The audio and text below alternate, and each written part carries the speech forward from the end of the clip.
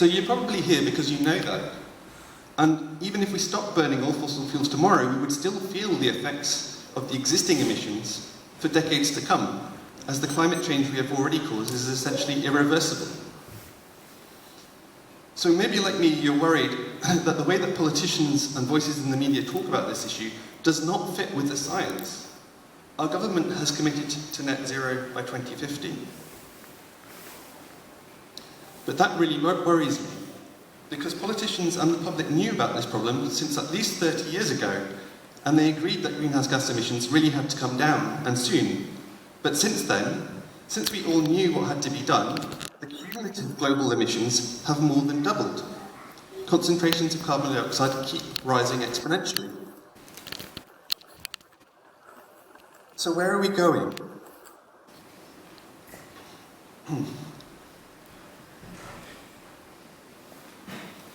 So we could start by what happened last spring in India and Pakistan, where the temperatures were over 49 degrees Celsius.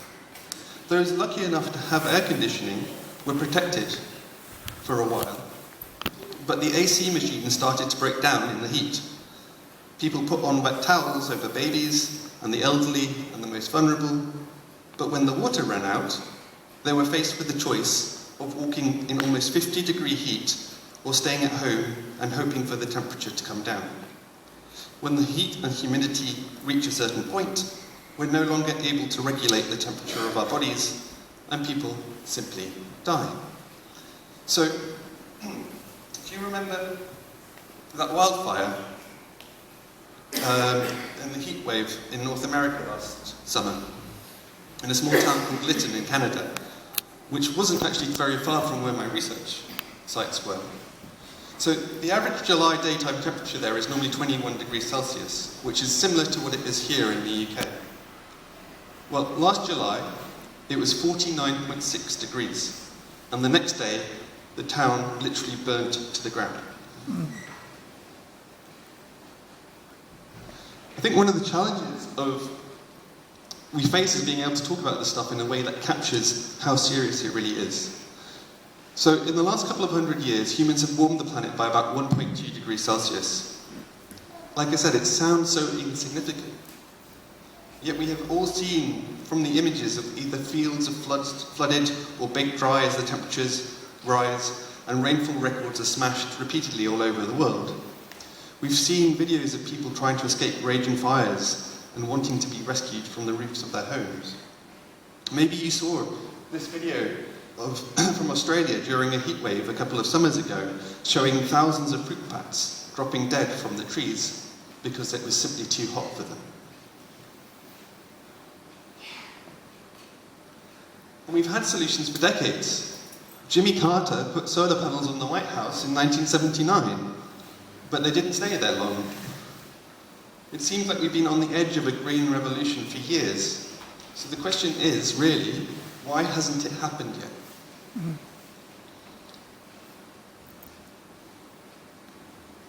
Why was COP26, this climate conference in Glasgow, the 26th failed attempt to sort this out?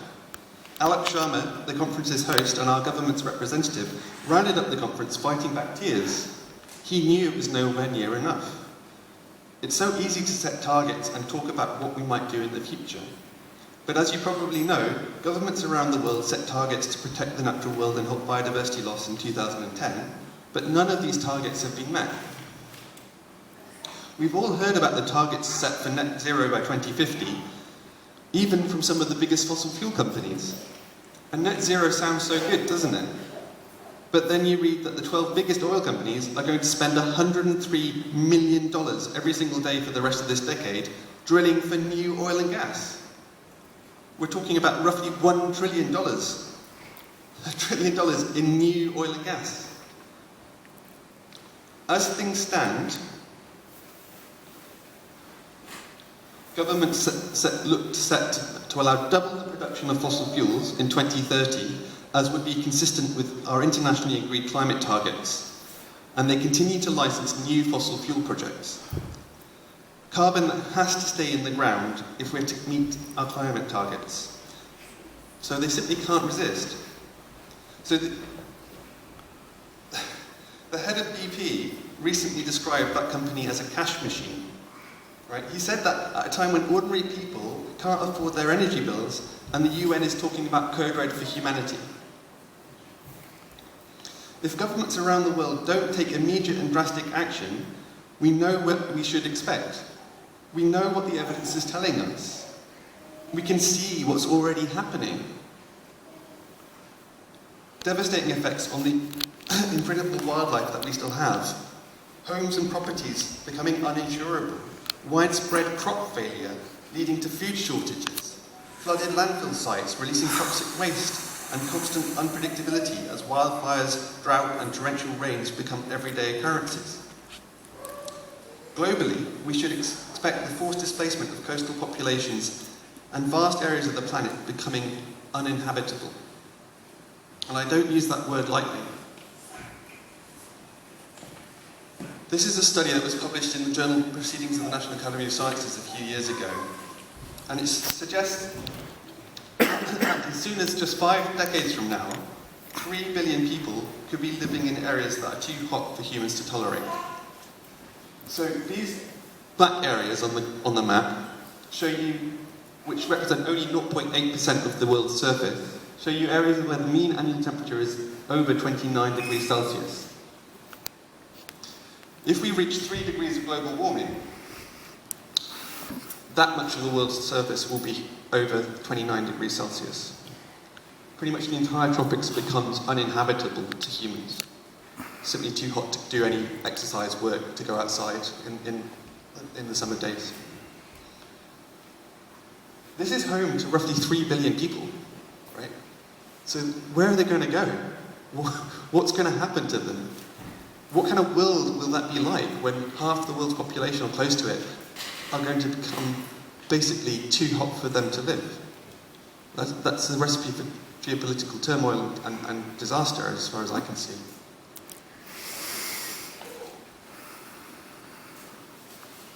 And like I said, that's the world that we're heading to, right? That's where we're currently on track to reach.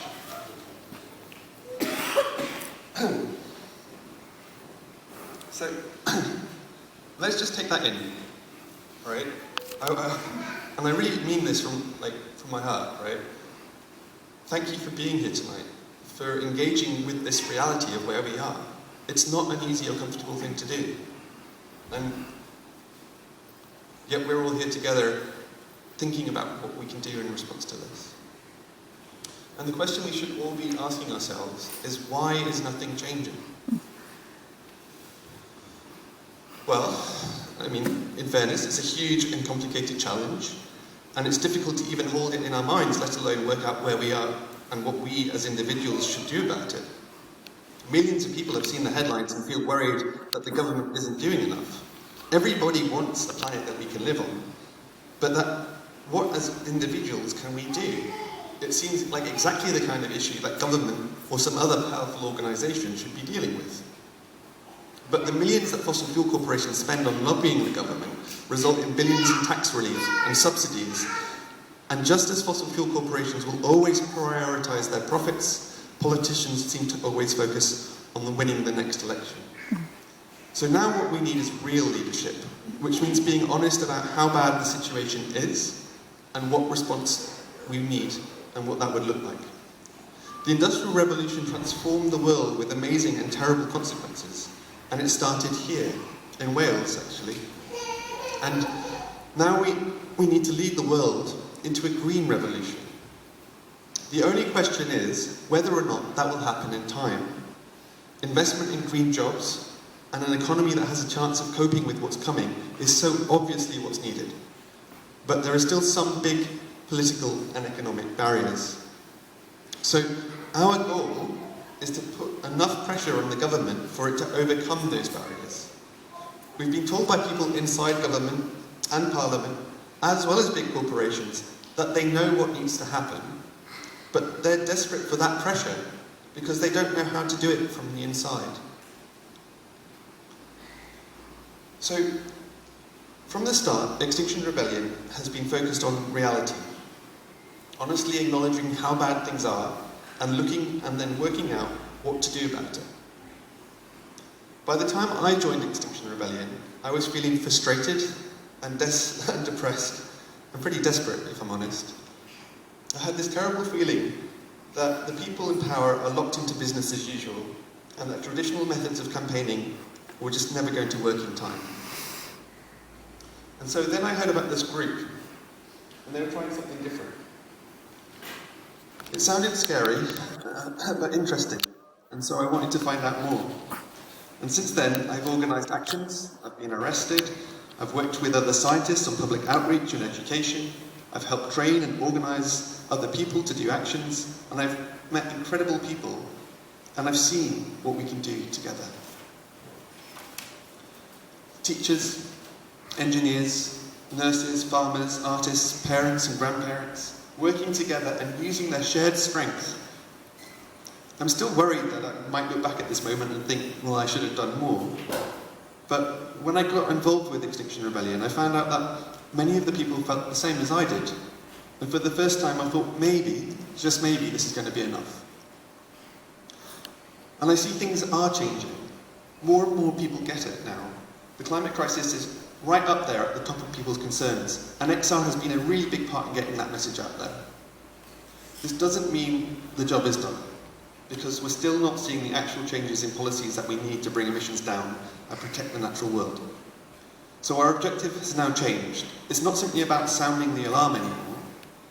Now it's about making real change happen in the limited time that we have left. We've been able to communicate the urgency of the crisis in a way that other more traditional campaigning groups have not, and we've achieved this through disruptive civil disobedience. Politicians have to constantly say what they think people want to hear. They're desperate to be popular, even if that means being dishonest. But we don't have that problem. Whatever people think of us, the vast majority agree with our message, and that's all that we need. The UN climate scientist was recently on the radio, and saying that it felt like for decades that she was banging her head on a locked door, trying to get this message out there. She said that in the last few years that door had opened, and she referenced Extinction Rebellion and the school strikes as being critical in making that happen, and I agree with her. In 2019, we took to the streets of London, and for nearly 2 weeks, with a few thousand people, and as a direct result of that, Parliament debated and then declared that we were in a climate emergency.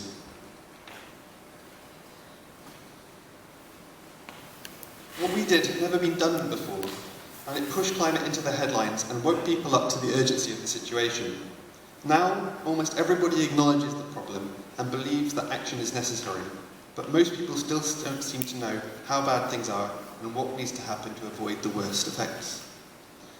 The media often make it sound like action on climate change is expensive or an unpleasant prospect, when in fact many of the solutions are positive things that would be good for everyone.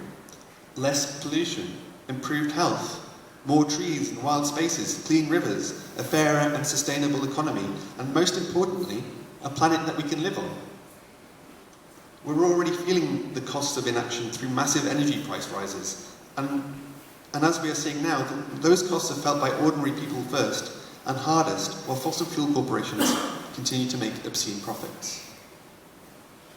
A fairer and safer and sustainable future is still possible, but as we've been told by the UN, our window for opportunity is rapidly closing.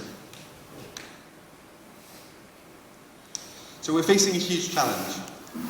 We know that people in positions of power are failing to do what needs to be done, and we know that we have an incredible strength when we work together and use imaginative and impactful tactics that can't be ignored. Non-violent direct action is what we need, but this can take many forms, and it absolutely doesn't mean just arrestable actions. Some people are in a position to be arrested or even go to prison, and this can be a very effective tactic, but the majority of people involved in Extinction Rebellion are unable to risk arrest, and their work is just as important.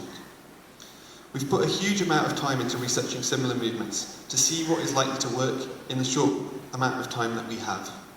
The evidence shows that a small but significant proportion of the population needs to be actively and consistently engaged. Nobody knows exactly how many people are, that is, of course, but it depends on what they do. The more people who get involved, the more options we have available to us. And the more power we have to put pressure on the government. And this pressure must be sustained over time, and it must be widespread enough throughout society and from different groups within society. With just small numbers of people, the actions need to have a really big impact. And when very large numbers are involved, say hundreds of thousands, then each individual needs to do far less. If 50 people take part in an action, then they need to be highly destructive of the public or the economy, and some might face time on remand or in prison. This gets lots of media attention, and therefore puts pressure on the government to respond. But if a few thousand people sit in the road and refuse to move until they get arrested, this also can have a massive effect, which is exactly how we got Parliament to do what was obvious and declare a climate and ecological emergency in 2019. MPs aren't stupid. They really do know how bad things look, but they needed that nudge to come out and admit it. And we did that with less than 10,000 people. So imagine what we could do with 100,000 people. It would be clear to everyone that we're a mass movement of ordinary people making our voices heard. This is how we win. Sustained, coordinated pressure on the government from all angles. In April 2019, we got our first big win. Our next win will be our immediate demand, which is to end all new fossil fuel investments and subsidies. It couldn't be any more simple or coherent as a demand. It's like all the science is saying that we have to do. This is obviously necessary, and it's totally doable, and it would require the government to get their act together and come up with an ambitious strategy on renewables. It would trigger a response from business and speed up investment in secure, sustainable energy alternatives that don't start wars or leave people struggling to pay their bills whilst corporations make fast profits. So either we kill the fossil fuel economy, or it kills us. It's that simple. Everyone knows this is where we need to go. The only question remains is whether or not we'll do it in time. The corporations and billionaires profiting from business as usual are putting pressure on governments to slow down the transition. So we need to apply more pressure to speed it up. Just like with the climate, there are social tipping points. And they happen when a critical mass of committed people take action together. Millions of people know that we need to make a big change and fast. So we need to get them involved in making that happen. There's all that potential out there. What we need to do is activate it. So that's why we're mobilising around the country. We're going to start by getting 100,000 people on the streets this April, and we're getting this government to take meaningful action to stop investment and public funding of new fossil fuel extraction. This will be the invitation then for millions more to step up.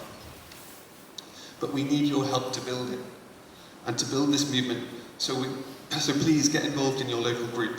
Connect with other organisations, and if you're able, train to take part in actions. We've already done hundreds of these talks, and we're going to do hundreds more every month across the country. But we need your help to make sure that those talks happen, that they're well attended, and that we get people actively engaged. Whether you have an hour or two a week, or you're ready to do this full time, we really need you. We don't have all the answers, and there definitely isn't any guarantees, but we welcome criticism of the plan, and if you have ideas about what we could do better, then please get involved and help make that happen. We all want to live on a livable planet, and without that, we've got nothing. So we have to work backwards from that shared goal. We're ordinary people who've come together because we believe that together we can do something extraordinary. Being part of this effort is often challenging, and it's sometimes frustrating, and sometimes it's scary. But every single person I have met or worked with in XR shares a few things. They care, they are kind, and they have the courage of their convictions. I have never been so consistently amazed and inspired by people. Now, so we'll try and answer any questions that you have and explain some of the ways that you can get involved. But first, let's remember why we're here today. Right now, across the world, species are going extinct. Forests are going up in smoke. Farmers are staring at their dying crops, and families are worried about how they'll heat their homes and feed their children. At the same time, there are millions of people in this country who know this and wish they could do something about it. We need to knock on their doors and